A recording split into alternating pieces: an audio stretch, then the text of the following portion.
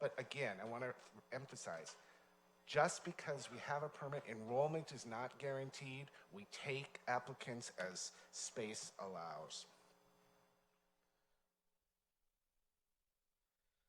On this slide, you see two the categories that we have. On the left, you see what the current categories and the priority that the board has set within those categories. And so you can see there are 10 current categories there that the board has said, as an applicant comes in, if you have 2 applicants, if someone is in the category of district employee and someone moved out of the boundaries, if you only have 1 space, you take the student of the district employee first, and that's how the priority categories work. It's not as neat and clean as that because applicants apply for a school and a grade level. We may not have space there. As much as possible, my partner, Mrs. Brown, and her office, Student Services, who facilitates the permit process, will do what they can to try to find other locations for the family, but it's not always possible based on the grade level that they're applying for. Okay, and so you see the current categories, and so what we're going to be putting forth, and I have another slide with additional explanation here, is kind of what our recommendation is to the board at this point in time.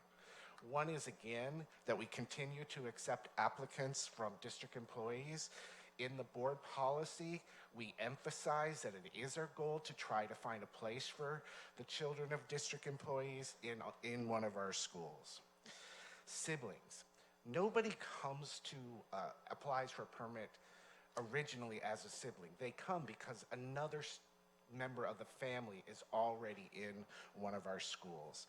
And I think, again, and you'll hear kind of the interest, I'll get to that. We're saying then city employees, Santa Monica College, and then working within the boundaries, alumni, grandparent, and moved out of the boundaries. And I highlighted that. I'm gonna move to the next slide. So, in kind of aligning these categories to the interests that I shared earlier.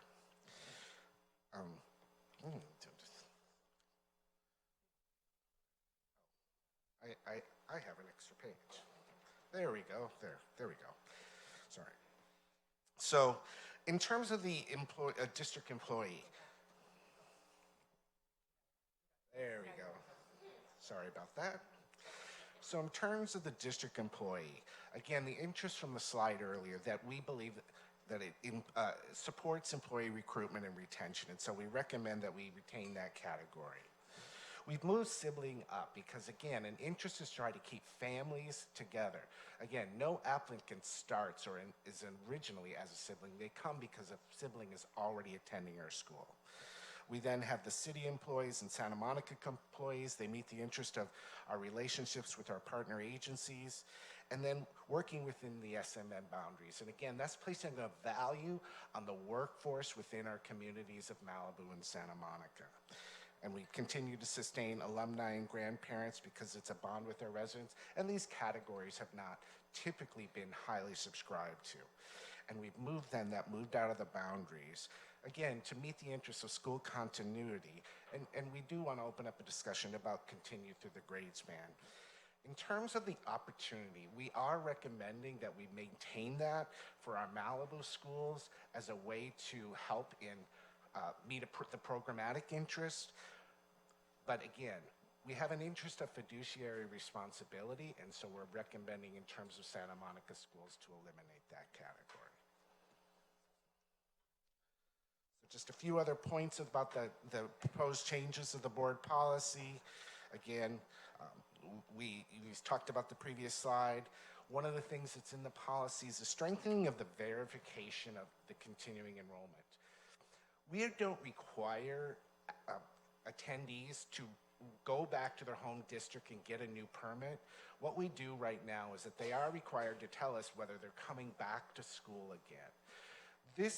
The change in the policy that we proposed is to, again, kind of balance that fiduciary responsibility interest with, you were admitted because you were the student of an employee. Are you continuing to be an employee? And we're asking people to continue to verify that, or working within the boundaries to verify that as part of the annual process. There's been some tweak to the Edison piece because that has an interest in terms of the language balance. We've taken out the international high school students. We don't have students in there. And the opportunity, and really that should say opportunity in Santa Monica. And then I recognize that the board, I've heard comments on the board about putting in language in terms of some voluntary loss of housing resulting from some kind of natural disaster. And so if you go on to the page on the board policy where it talks about the operating principles, section C4, we would add language there that addresses us to do that when there's that involuntary loss of housing because of a situation like we had last year with the Woolsey fire. Just on the AR, again, there's the annual verification process, and we've removed the numbers piece because in some ways it was artificial to cap them on. They seem to naturally cap themselves based on the categories. And so our next steps is to open up the discussion here and receive direction from the board, answer any questions that you have, and then our hope is then to bring together the revisions and bring a draft we hope would be a final draft to the board at a next meeting.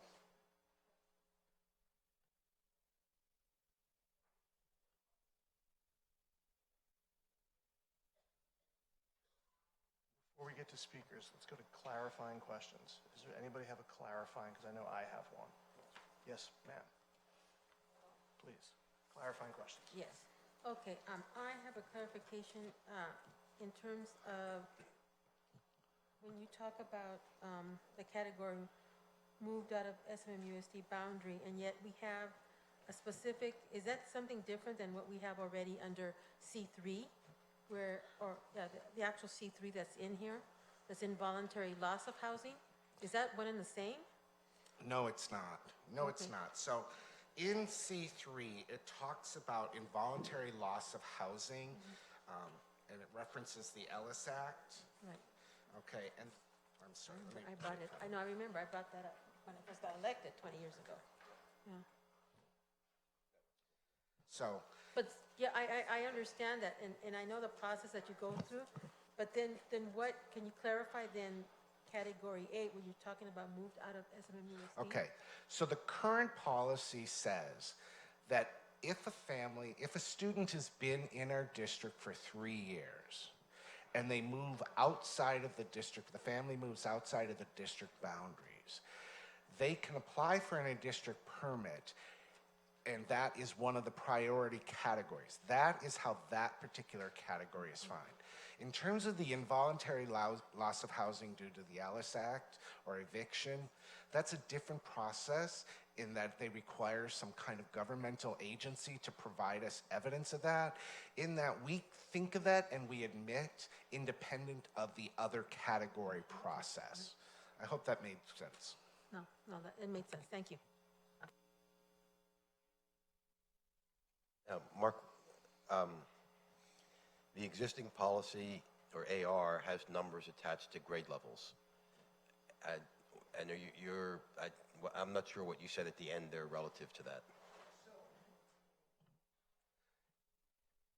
It's very hard to kind of to manage that piece because it's a very fluid process because you're talking about we have applicants at a particular school, at a particular grade level, in a particular category. So we're lots of moving parts that are happening all the time. What we've experienced over time is that the caps that the board has put on, we haven't achieved those. They're really, we don't see them as necessary in terms of guiding practice. Because the other thing that's at play here is we have to have space in the grade level in the school that the parent is requesting. So the space, that space factor really controls the number. TJ? Clarifying, absolutely. Thank you, John. Thank you, Mark, for the recommendation and for the presentation. I think I understood you to say that, I know you said, I have a clarifying question about something you said pertaining to the priority and looking at the numbers and potentially the places that the schools that might have an opening. So when I look at opportunity as the recommended, which I support the recommendation as it's currently here under 9 Malibu schools only, I'm thinking about Edison and the need for us for the permits there, which you articulated, but I'm also thinking about the need for permits in Malibu to make sure that we have viable programs. And so I want to make sure that, and I think this is fine, that if, it's not as if we're saying that that is number 9 at the bottom, because we're talking about Malibu. If you have applications come in, right, they're going to be essentially number 1 at the top if there's none of the others, correct? I am not asking this question as clearly as I should. Okay, let me tell you how it plays out in. I'm so sorry. As I it- guess what I'm wanting to say is I want to make sure that you don't have to go through 1, 2, 3, 4, 5, 6, 7, 8 because we need to make sure the Malibu schools are viable. Thank you. So here's how it plays out in practice, and Mrs. Brown, if I misspeak, just tap me on the shoulder. Because when we have opened up the application process, we have typically admitted those permits in Malibu first with very little review, because typically there's space available. We will reach out to the principal and say, can you take this student in this grade level? Almost always they can. So those, once we get those applications, those are a quick turnaround, typically within weeks of receiving the application. Whereas the other places, it's not until August after the schools reopen for enrollment where we really can give a final answer to families, which I know is hard, but that's when we can really determine whether there is space at that school and at that grade level. But for our Malibu schools, historically, not always, we've been able to take them in the schools. It does depend on the grade, and the schools will be able to tell us that early on. Mark, thank you for making sense of my poorly worded question, but I do clarify. So in the recommendation, there is an elimination of opportunity for Santa Monica, and we're keeping opportunity for Malibu schools only. Yes, and just because of the discussions that happened, that hasn't been written into the actual board policy yet. If you give us direction to do that, the next time we bring this forward, we'll include that. Thank you, Mark. Thank you, John. Clarifying, because we got a clarifying question or a comment? Okay, clarifying, so Oscar and then Ashlyn. Mark, is there a reason why we don't give preference to employees that work within our city's boundaries, or Malibu or Santa Monica's boundaries? We're specifically looking at just the employees that work in the 3 governing, the city of Santa Monica or Malibu, employees of Santa Monica College, could be employed by the district, city, or college. So it's just those entities, not like somebody working at the grocery store that works within the city's boundaries. Sarah, can you put up? I think Oscar's question, if I could, if I'm hearing you right, there you it's, go. aren't they all the same category? Why are we providing priority? Yeah, correct. Is there? Because it's all the same category. They're all working in our boundaries. Yes, that's what I'm saying. But I just want to clarify that. Are we giving preference just to those employees, or any employee working within our city's boundaries? So the answer to your question is, let's say you have 5 spaces at a school, and the applications, you have 10 applications, and you have city employees, Santa Monica College employees, and working within the boundaries. Let's say you have 5 city employees and 2 Santa Monica College employees. Those 7 applicants are going to get in at that grade level and at that school. Then 3 working within the boundaries would be admitted. And typically, I can tell you how it works. They turn the applications upside down, throw them on the floor, and randomly select them.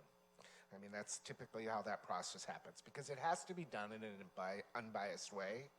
So we do give priority to the city employees, Santa Monica College, although it could be lumped as one just working within the boundaries. That is an option. You had a clarifying question? Okay, my first question is, what does AR mean? Question. An AR is an administrative regulation. So the Board of Education approves the policy, then staff implements the policy through its administrative regulations. And my second question, in terms of looking at AR on the actual website, and for conditions for cancellation of interdistrict permits, what does it mean by a change in childcare arrangements, number 6? So there are times, it's not very often, but you may have a situation where a child is dropped off at school excessively early before anyone has even arrived on campus, or just the custodian and the cafeteria staff are arriving on campus, or they're being picked up excessively late. Typically, after programs, after school care programs, they're not participating and they're after there. And so that becomes problematic because the student is lacking supervision. In terms of canceling permits, the sites are directed to give notice to the family, the opportunity to correct the area of concern, and they're informed at that time if they're not corrected, they are in danger of their permit being canceled. So nobody's just canceled outright. There's always an opportunity to change whatever the issue might be. But typically that's what that means, is that they're either being left at school excessively late or dropped off excessively early. Okay, thank you. Clarifying? If an employee loses their job, then that student would also lose their permit? At this point in time, that's what this policy says. Yeah, because that's a little, I mean, sometimes if a family, imagine you lose your job, you come home, hey, I got fired or whatever happened, right? And then it's like, you look at your son or daughter and say, you're gonna lose your permit. We hit them a little too hard, I think. But that's what would happen though, right? Don't they just bounce down to 8? Okay, we're getting Okay. into discussion as opposed to, you think that's clarifying? Okay, then let's let Mark answer then instead of us. So if the original reason for the student being admitted was that they were admitted as a child of an employee, we are asking them to verify that they continue to be a child of an employee. Again, that's part of a recruitment and retention effort.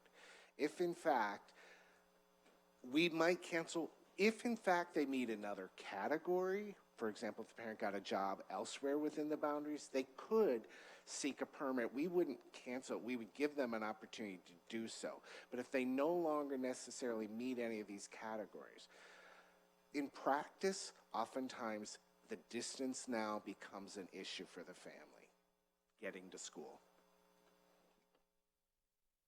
There's some reasoning behind that. On the Edison question on permits, the recommendation is to go up to the 8th grade, right? To give priority up to the 8th grade, but then after, there's no priority, even though the program goes all the way to the 12th grade. Can you explain why we're doing that? In terms of Edison, and what this language says is, we have high demand for Edison, but one of the issues that Edison has faced from time to time, not every year, is achieving the language balance that supports the model that they've implemented, the 50 Spanish only, English only balance. And so sometimes they've had to go outside the district in order to achieve that balance. I'll say that within the applicants within the boundaries, the applicants who are English only far exceed the space available. That isn't always the case every year on the Spanish, but it has, like the last year, we were able to get that balance from local residents, but not every year. Okay, 2 clarifying questions. Yeah, do you want to, Oscar, you want to follow up? Yeah, I wanted to know what impact that would have on the high school program for immersion. I don't think it'll have any impact because most of the applicants that we consider are going to be in elementary. We don't get permit applicants typically in even middle school, let alone high school, that are seeking to get in the immersion program. They may do it, but we get maybe 1 or 2 on any given year. For middle school, almost all of them are exclusively elementary school. I don't think it'll have any impact on the immersion program with high school. Okay, so you had talked about adding language for moved out of district because of natural disaster, and since it's fine the AR and the BP aren't updated, but Yeah. for the purposes of discussion, what are we to understand? Is that through 12th grade? Is that through grade? What do you anticipate is said about that, and how would that compare to regular moved out of district? Because I think you're changing the language on that too. So help me understand, particularly the natural disaster piece. Yeah, and I think we're open to taking some direction on that. I think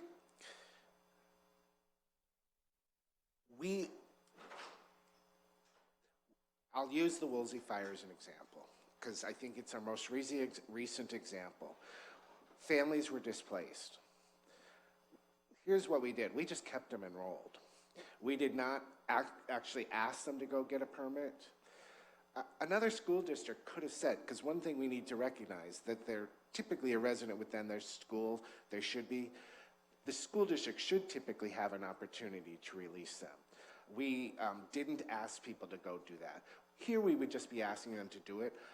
I don't think that we're just saying, tell us you're coming back every year. That's really what we want to know. Part of that verification is many times, sometimes, and it's a distance issue. I don't think any other reason that, oh, this was a great idea, but my kid doesn't really want to ride in the car every hour every day or 30 minutes. I mean, it can take you 30 minutes to get down Olympic Boulevard from 20th to, Samo High. So what happens is that in that situation, I lost my train of thought. We would keep the kids in the district, really. I mean, they can continue, but we would ask them to get a release from that district they're in. And is just plain old moved out of district, is there a length to that now, or is that still potentially through 12th grade? So we're keeping the category as is in terms of the requirement that they have to be a student within our district for 3 years. So that is still there. We have not changed, and we'll take direction from the board on this, because I know there's been some thought about, so if I have a 4th grader whose family moved out, they met that requirement, they got a release from their district, how long should they say? Should it be through 12th grade, or should it be to the end of 5th grade at that point? Okay. And again, what's the balance of the fiduciary responsibility? Okay. So my second question is, in the old, I forget if it was the BP or the AR, but it's specifically in the previous policy, families would have to get released once from, if I understand correctly, once from their home district and then come over. The new language says they have to get released each and every year. Can you explain to me why that changed? Yeah, that's not what it says. I apologize if I may have to take a look at that. What it says is they have to submit, it's a different form, it's called a verification of continuing enrollment, okay? Really, that tells us whether they're going to be back with us next year. It helps us in our planning. At present, they just submit that. We require no additional documentation, no release. In theory, what it does say is, here's when we require them to get a new release. If they were released by LA Unified, and now they're in Inglewood School District, they really are to be released by Inglewood. So they are directed to say, okay, you got here, you were released by LA Unified, but now you live in Inglewood, you need to get a release from Inglewood. Okay, so the intent of the policy was, the change in policy was not to change single release and you're good. That's correct, but it does add the verification of continuing employment with the college, the city, those kinds of things. Sure, you're adding that whatever the condition upon which you've entered the district, we're just verifying that that's still true. Correct. Okay. Okay, great. We are about to move to public comment for this issue. Before we do, I would just like to make a statement, which will serve as sort of a clarifying question / statement. 2 weeks ago, when we originally had this item agendized, we had about an hour and a half of public comments, mostly on this topic.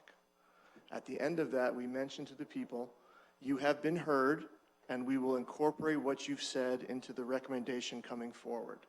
So I just want to be clear what this recommendation coming forward says. in case that affects how you feel before you come to the podium. 1, students currently on permit will stay in our schools. 2, there will be no changes to permit categories in Malibu. There will be one change in Santa Monica about opportunity. I repeat, there will be no changes recommended by staff. Again, this is staff recommendation, not what we're discussing, and we are not voting tonight. We are merely discussing tonight. No changes to permit categories in Malibu. 3rd, we are just adding a verification piece to ensure employment and to make sure people are coming back annually. Also, we will be putting language in about natural disasters, if that were to happen. So I just want everyone to know that has been heard, that is the recommendation, and you've kind of gotten a vibe for what's going on up here, wink, wink, wink. So you don't have to speak? Well, so if you don't feel the need to speak, or if you just want to come up and say, hey, great, I like that staff recommendation, that's wonderful, because we do have a lot of teachers here whose time is just as valuable as yours. I don't want to put anybody above anybody else, but there was a slight misunderstanding and communication about when the teachers thought they were going to speak.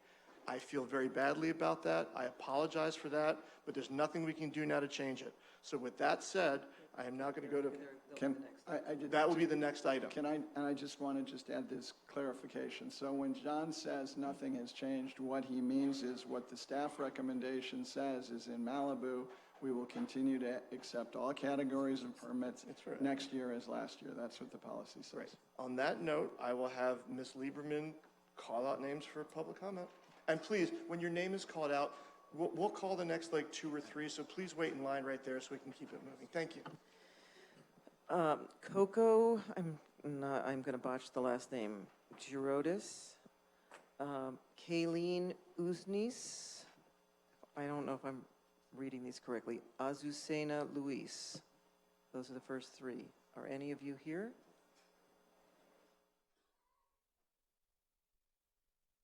No?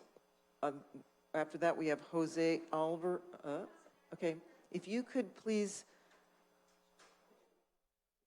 Great. Oh, okay. I didn't realize there were still people out there. Sorry. Okay. Whichever of you are, just state your name when you come up and.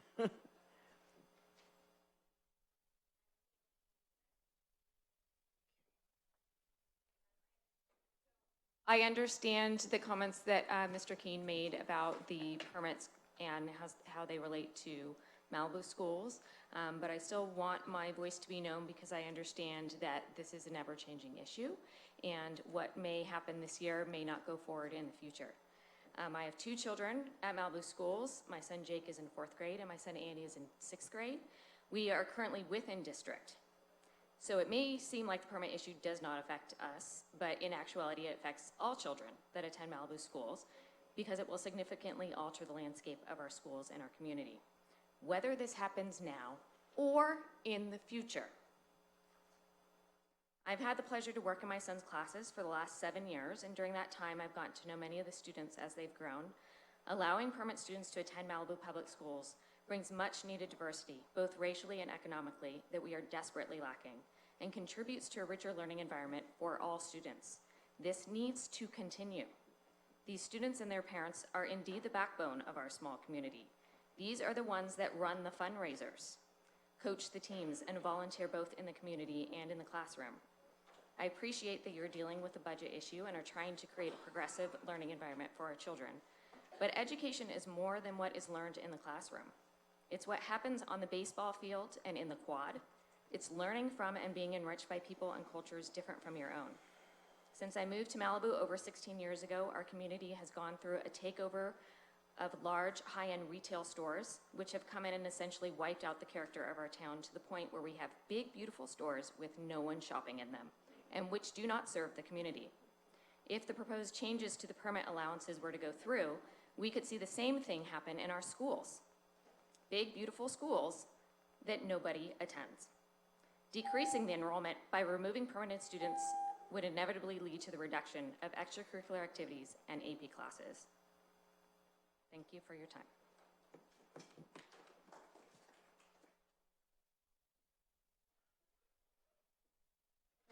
Good evening, everyone. Last meeting, I did my speech in Spanish, and this time I want to do it in English. I want to try my best skills, so I hope you can understand. My name is Azucena Luis. Thank you for the opportunity to address the school board today. Last year, I was the ELAC president of Malibu School. This school year, I am the DLAC representative of Webster Elementary School. I proudly represent the Latinos families, the minorities, who works and affects the economy of the city of Malibu. We are here today to ask for the continuation of the interdistrict permits for our children's education. These permits allow the opportunity to have our children's academic education near to our workplace in case of emergency, and allow parents active participation in our children's education and school activities, and most importantly, provide daily improved communication between our teachers and parents. My children are under interdistrict permission because my husband and I work full-time in the service industry in the city of Malibu. My husband is a cook in a Renewed restaurant, and I work as a housekeeper. Every day we leave home at 7 in the morning and return 6 in the evening. We live in the city of Port Hueneme. 5 minutes from our house, there is a very good public school. But we decided to enroll our children in Malibu for the reason that I already mentioned earlier. The interdistrict permit has allowed my family and many other families to stay more connected throughout the day, providing a more safe, supervised, productive, and educational day. As a parents, this gives us a peace of mind, and we are grateful. Why is the elimination of the interdistrict permit being considered? Can I continue? Thank you. Can you finish up your paragraph? There's all these people here are waiting to speak tonight, so we appreciate it. On January 27th of this year, the superintendent, Dr. Dari, visited Webster Elementary School in Malibu for an important parent meeting to discuss coming budget changes impacting our district and school. In that meeting, he assured reducing or eliminating interdistrict permit is not an option to solve the problems that the district is going through, and he stated that he would not even contemplate the idea of not issuing interdistrict permits. Please help us keep our families together. Thank you. Thank you. The next three speakers are Jose Alvarez, Jenny Alvarez, and Isabel Morgan-Thaler.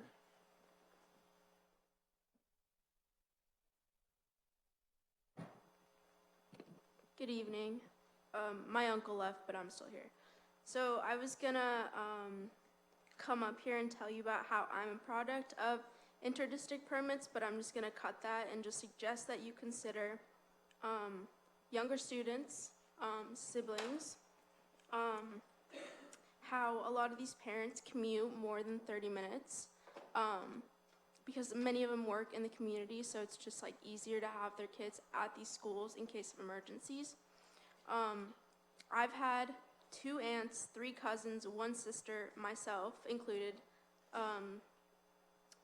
We've all graduated from Malibu High. I have a 12th grade sister, an 11th grade cousin, and a 6th grade little brother. Like a lot of people have voiced that you should consider the culture that inter-district people or students bring, just because it's just, I don't know. I'm sure that you're well aware of the damage that you would cause to our communities, schools, and just like our overall morale.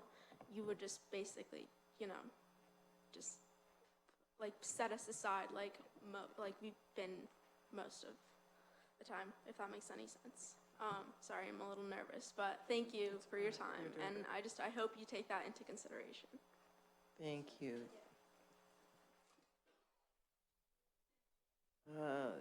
Isabel, and then Yes. Nancy Levy after that.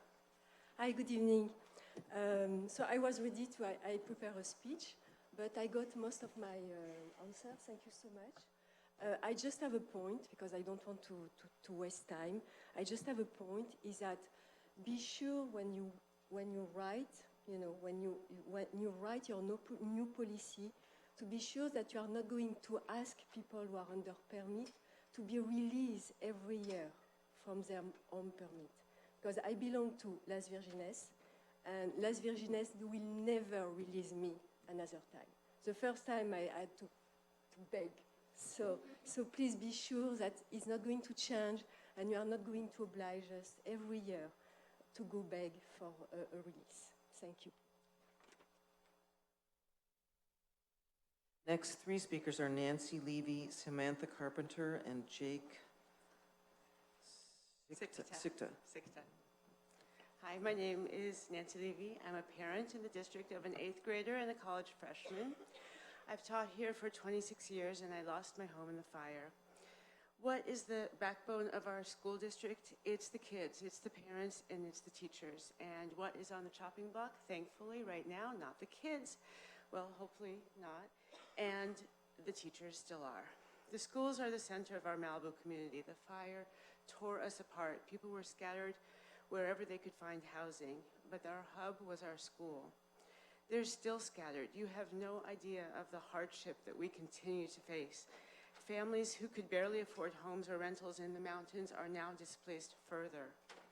The rebuilding process is its own nightmare, and so I'm technically homeless in a tiny RV, but here I am fighting for our families. Now you're making us fight this other battle just to keep what we have, a diverse, cohesive, caring community made up of varied children, parents, and teachers of different status, race, abilities, and occupations. We have an amazing new kindergarten teacher, Jamie. She's a 15-year veteran, and those kids know more ways to count than most adults I know. She's getting a pink slip, but the teachers at the failing PBL school are untouchable. The football coach is untouchable. 2 new invisible pathway directors are being hired. We sadly see where the priorities lay. We have nothing against project-based learning, the new school or the new program, but in this time of budget cuts, we have to think, where should we cut, and not the kids and not the teachers. Cabrillo was doing, well, that doesn't matter. I support what Sarah said about curbing the contracted services and professional development days. I agree that LEAD does not bring in the money that SMEF does, but there's a reason for this, and that's because the way that funding was rolled out, programs in Malibu are actually cut. We have to regain your trust. Unification would also help solve that. Thank you. Samantha Carpenter, followed by Jake Sikta, and then Joe Sikta.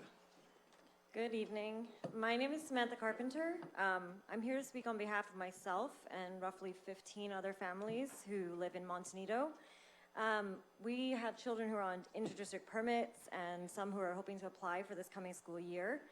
A number of us are here tonight. A number of questions have already been answered with the new priority categories that are being shown.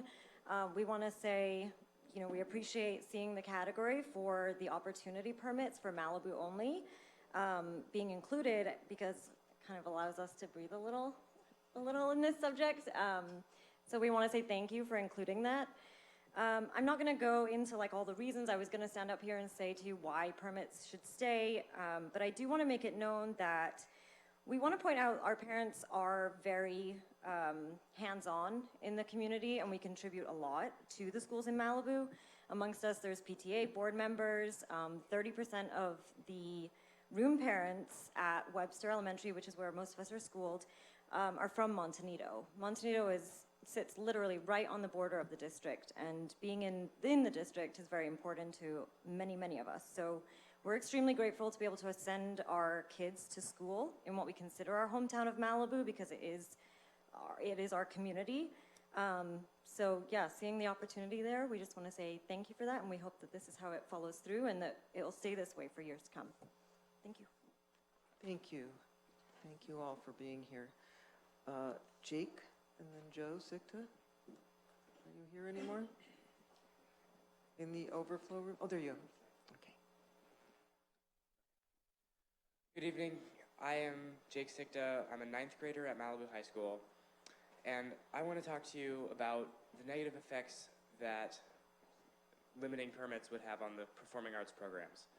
Now, I am aware that existing permits are to be kept and that Malibu will not be affected, and I'm hoping to convince you to keep it this way, but I'm here to speak for the kindergartners of next year and after that of not just Malibu, but everywhere, and how everywhere performing arts programs depend on enrollment. The money goes where the kids are. And I don't know the statistics for other schools, but Malibu High Orchestra, 6th through 12th grade is made up of 20% inter-district permit kids, and the high school band class is made up of 2/3 inter-district permit kids. And losing these kids would devastate the programs. And even if existing permits are not cut, the new kids flowing in would not be entering into the programs. The new kids would not have a chance to enter. And the programs would still be just devastated just later, not right now. Being in an orchestra has transformed my life. I love it. It's one of the, if not the main thing I look forward to when I go to school every day. Dr. Zander, our orchestra teacher, is amazing. One of the best teachers I've had in my life. And I couldn't imagine my life without being in orchestra. And future kids would not get that chance should inter-district permits be limited. Thank you.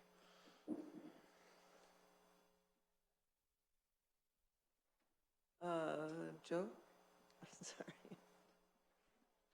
There's been a question about what Jake plays, what instrument Jake plays. Jake? Viola. Yeah. In fact, I'm going to change what I was going to say to the board based on what he just covered, because I can tell firsthand the transformative effect that being an orchestra has had on him and on our family, and his performance in school across all subjects, science,